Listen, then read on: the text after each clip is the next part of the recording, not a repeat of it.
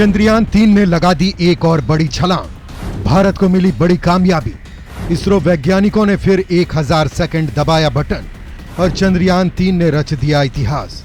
40,000 kilometre प्रति घंटे से दौड़ते हुए धरती के आखिरी ऑर्बिट में पहुंचा चंद्रयान-3।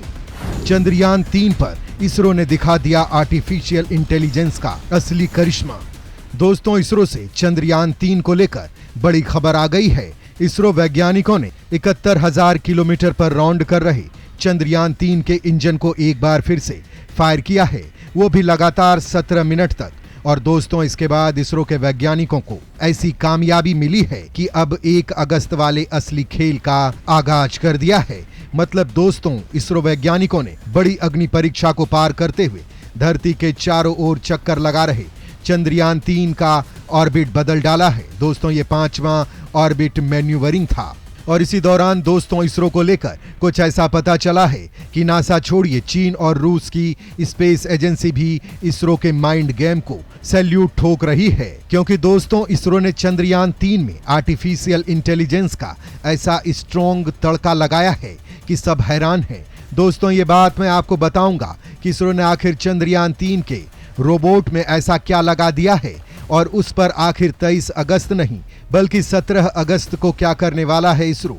लेकिन उससे पहले आपको बताता हूं कि 11वें दिन आखिर इसरो की टीम ने क्या धमाल मचाया है। दोस्तों, इसरो ने कहा है कि अब चंद्रयान-3 अब दहाड़ते हुए धरती से अधिकतम 1,27,609 किलोमीटर दूरी वाले और 236 किलोमीटर नजदीक वाले ऑर्बिट में पहुंच चुका है। अब दोस्तों, इसे लूनर ट्रांसफर ट्रेजेक्ट्री में डाला जाएगा, जिससे वो चांद की ओर लंबी यात्रा पर निकल जाएगा और ये सबसे मुश्किल टास्क होने वाला है। और इसके लिए टीम इसरो अगली फायरिंग 1 अगस्त 2023 को रात 12 बजे से 1 बजे के बीच करने वाली है। मतलब दोस्तों, चंद्रयान-3 को चंद्रमा की ओर जाने वाले लंबे गैलेक्टिक हाईवे पर डाल दिया जाएगा, जिसे लूनर ट्रांसफर ट्रेजेक्ट्री LTT भी कहते हैं। उस हाईवे पर यह चला जाएगा और इस पर डालने के लिए चंद्रयान-3 को स्लिंग शॉट किया जाएगा।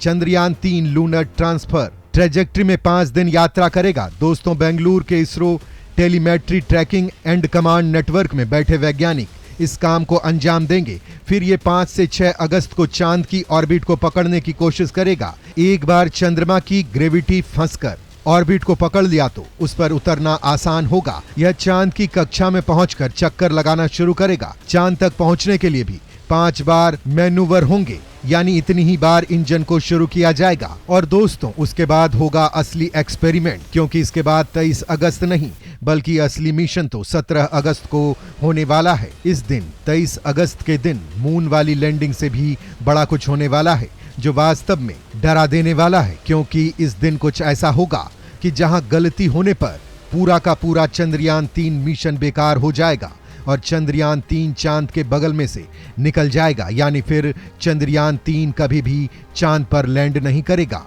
और इसके लिए 17 अगस्त को ही इसरो चंद्रयान-3 पर एक बड़ा एक्सपेरिमेंट करने का प्रोग्राम सेट कर रखा है। ये सफल हो गया तो समझिए अपना चंद्रयान-3 मिशन भी सफल होगा। ये पूरा खेल क्या है, कैसे होगा ये बड़ा एक्सपेरिमेंट, दोस्तों ये बात मैं आपको बताऊंगा, क्योंकि इसरो ने कुछ ऐसी तकनीक लगाई है जो पूरी दुनिया की होश उड़ा रही है।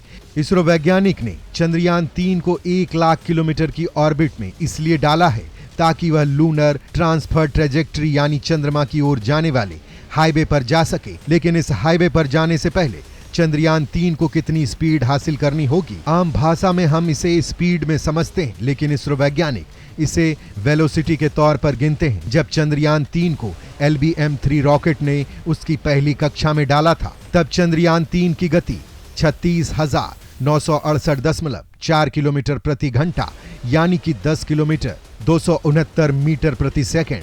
ठीक से कहूं तो चंद्रयान-3 1 सेकंड में 10.25 किलोमीटर की यात्रा कर रहा था। अभी इसकी गति 36,968 से 40,320 किलोमीटर के बीच है।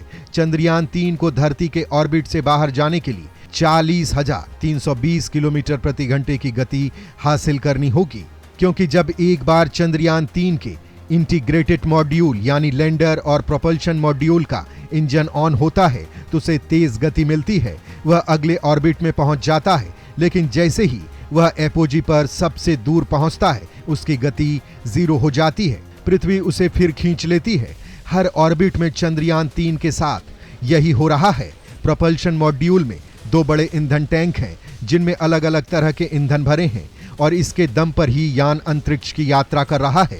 दोस्तों, अब आपको ये बताता हूं कि असली गेम कब और कैसे होने वाला है। तो दोस्तों, ये काम होगा आने वाली 17 तारीख को। दरअसल इसरो वैज्ञानिक इस चीज का इंतजार कर रहे हैं कि कब चंद्रयान 3 और चंद्रमा अंतरिक्ष में एक लाइन में आए, यानी एक ही प्लेन पर, ताकि यान सही समय पर चंद्रमा तक पहुंच सके। 17 अगस्त को इसरो वैज्ञानिक कोशिश करेंगे कि चंद्रयान 3 चांद की कक्षा को पकड़ ले, नहीं तो फिर 40,320 किलोमीटर प्रति घंटे की रफ्तार से चंद्रमा को बाय बाय बोलते हुए इसके बगल से निकल जाएगा और इसे वापस लाना मुश्किल काम है, क्योंकि उतने में तो इसका ईंधन भी बर्बाद हो जाएगा। लिहाजा दोस्तों, प्रोपल्शन मॉड्यूल में लगे छोटे इंजन की मदद से चंद्रयान 3 के इंटीग्रेटेड मॉड्यूल को पूरी तरह से विपरीत दिशा में घुमाया जाएगा, यानी 180 डिग्री का टर्न दिया जाएगा ताकि वह चंद्रमा के ऑर्बिट को पकड़ सके। दोस्तों, ये काम होगा चांद से करीब 84,000 किलोमीटर ऊपर। यहाँ से चंद्रयान की गति धीमी की जाएगी, फिर इसकी गति को कम करके चंद्रयान 3 के लैंडर मॉड्यूल को 100 गुने 100 किलोमीटर के गोलाकार कक्षा में डाला जाएगा। फिर 23 अगस्त को प्रोपल्शन मॉड्यूल गोलाकार ऑर्बिट में घूमता रहेगा, जबकि लैंडर 100 गुने 30 किलोमीटर की कक्षा में आते हुए अपनी गति को कम करके 8,568 किलोमीटर प्रति घंटे से कम करेगा। चांद की कक्षा को पकड़कर रखने के लिए किसी भी स्पेसक्राफ्ट को 1 किलोमीटर प्रति सेकंड यानी कम से कम 3600 किलोमीटर प्रति घंटे की गति चाहिए होती है। फिर इसकी गति कम करके लैंडर को दक्षिणी ध्रुव के पास उतारा जाएगा। और दोस्तों, इसके लिए इसरो ने कुछ ऐसा इंतजाम किया है कि आपके भी होश उड़ा देगा, क्योंकि दोस्तों, इस वक्त पूरी दुनिया में कृत्रिम बुद्धिमत्ता यानी आर्टिफिशियल इंटेलिजेंस, जिसे शॉर्ट में AI कहा जा रहा है, उस पर कंट्रोल करने की बात चल रही है।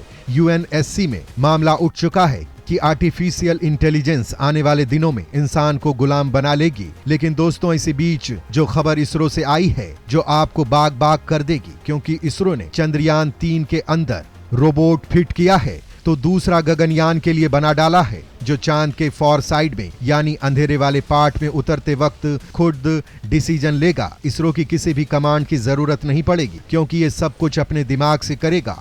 और इसके दिमाग यानी सॉफ्टवेयर को इतना स्ट्रांग बनाया गया है कि इसकी एल्गोरिथम को देखकर ही नासा के वैज्ञानिक भी टाइम से पहले ही इसरो की तारीफ करने लग गए हैं। अब ये दिमाग ही असल में चांद पर उतरते टाइम देखेगा कि सामने पत्थर है, उबड़ खाबड़ जमीन है या कोई बड़ा क्रेटर। वो खुद ही हर किसी पॉसिबिलिटीज के लिए तैयार रहेगा और इसे डिटेक्ट करते हुए उसे सेकंड के 96 हिस्से में ही डिसीजन ले लेगा और इसे बाईपास कर देगा। दोस्तों, ये पूरी की पूरी प्रोसेस को साइंस की भाषा में डीप मिशन लर्निंग का नाम दिया जाता है, जो AI तकनीक का आगे का पार्ट है। मतलब दोस्तों, चंद्रयान 3 का जो रोबोट है, उसमें एक बहुत ही तगड़ा कंप्यूटर लगा है और इस पूरी की पूरी मिशन को हर बात पहले ही सिखा दी गई है कि क्या करना है, क्या नहीं करना है, क्योंकि उस वक्त चंद्रयान 3 को इसरो के वैज्ञानिक खुद कंट्रोल नहीं कर पाएंगे, क्योंकि चांद तक सिग्नल भेजने में ही टाइम लग जाता है और कई बार सिग्नल में रुकावट भी आ जाती है और वहां का पूरा खेल ही सेकंड नहीं बल्कि मिली सेकंड में हो जाता है।